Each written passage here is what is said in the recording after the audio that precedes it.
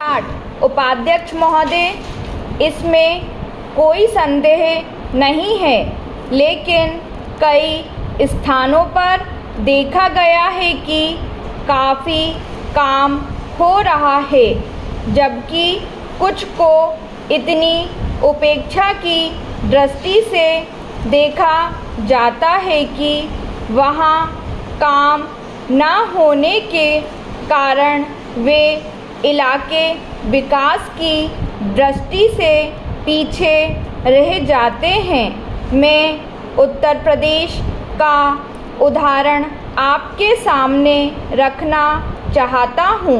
वहाँ पर चाहे उद्योग धंधों की योजना हो या किसी अन्य विकास के विषय में हो, दूसरे राज्यों की तुलना में वहाँ बहुत कम काम हो रहा है और वह पिछड़ता ही चला जा रहा है। माननीय अध्यक्ष महोदय, इस विधेयक के संबंध में इस सदन के इधर के बैठने वाले लोगों ने और उधर के बैठने वाले लोगों ने बहुत सी बातें कही हैं। जैसा कि यह विधेयक है, इसको अभी प्रवर समिति के सामने विचार के लिए जाना है और वहाँ से विचार होने के बाद यह इस सदन के सम्मुख फिर से विचार के लिए प्रस्तुत किया जाएगा। तब माननीय सदस्यों को पूरे तरीके से यह अधिकार होगा कि जहाँ तक इसके अनुबंधों का संबंध है उसमें परिवर्तन कर सकते हैं या उनको हटा सकते हैं। कल से जो बातें हो रही हैं वह सब नोट की गई हैं और मैंने बहुत सी बातों को सुना है।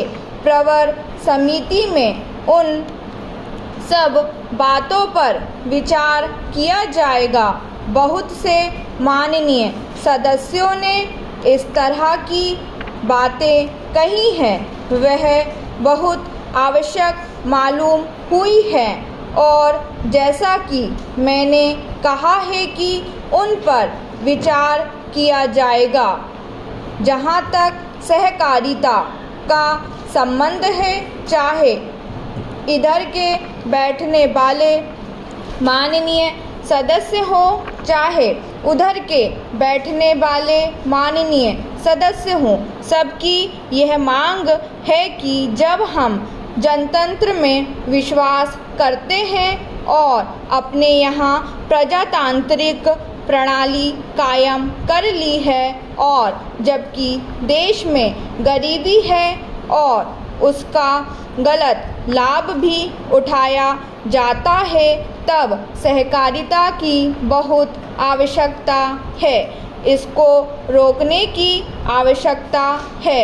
यह सभी लोगों की राय है। जहाँ तक इस सहकारी विधेयक का संबंध है, बहुत से माननीय सदस्यों ने बहुत सी बातें इसके संबंध में कही हैं। मैं सब बातों का विवरण में तो उत्तर नहीं दे सकता हूँ, लेकिन मैं थोड़े में खास बातों का उत्तर देने की कोशिश करूँगा।